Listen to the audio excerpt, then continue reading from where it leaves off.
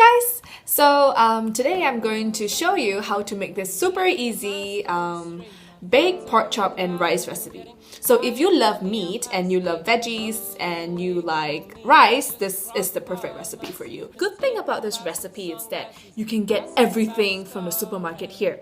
And I hate it when people give you recipes and you have like this weird spice or like and stuff and you have to go and look for it. And so I wrote the recipe out, like the ingredients out here. So we will need about 3 pork chops, depending on the size of your baking container.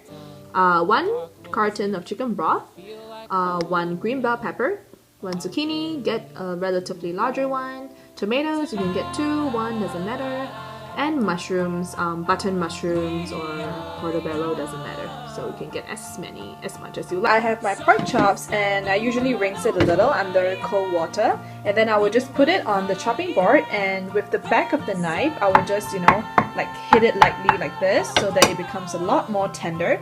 I have my pork chops there, and I usually season it with salt, pepper, and chili powder. So you can see here. For the chili powder, it's optional. You don't want to do it, it's fine. And after you have actually put the seasoning onto the pork chop, I usually rub it in, to really get the seasoning into the pork chop. And then after that, I'll put it, in any plastic bag or whatever. And I will put a few drops of sesame oil. Ta-da! Okay, I put a few drops of sesame oil, and then I just use the bag, and then I just rub the sesame oil all around the pork chop so that you can really get the flavor out. So before slicing up your vegetables, just preheat your oven to 250 degrees. Oops. I have all my ingredients, my green bell pepper, zucchini, mushrooms, and tomatoes. I use cherry tomatoes because I just need to finish them. And what we need to do is just slice and cut everything up. Yay! I finished chopping up my veggies, and I forgot you do need garlic. And so take out your marinated pork chop, heat a pan with some oil. You can use sunflower oil, that's fine. Make sure it's a non-stick pan, and we're going to brown the pork chops. You can see I'm browning the pork chops. They don't have to be, super cooked. It's okay if it's a bit red. And while this is browning, you can actually wash some rice, because it's actually one of the ingredients that we will be putting into our baking container. Yeah.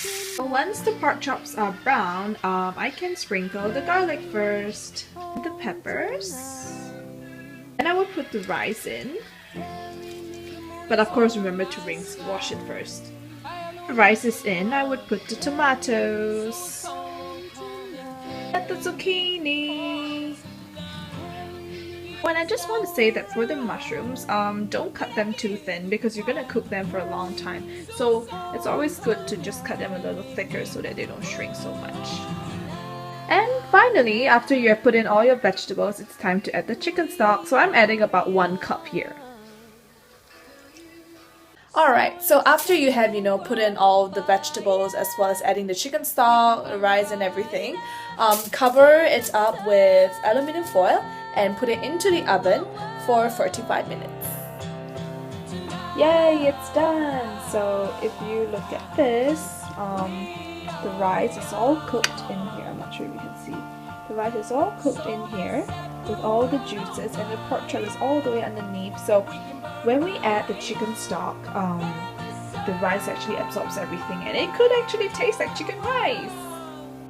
And there you have it, your easy peasy chicken chop baked rice. And I hope you will like it, and I wish that I can give you a new recipe real soon. So, Sek Fan!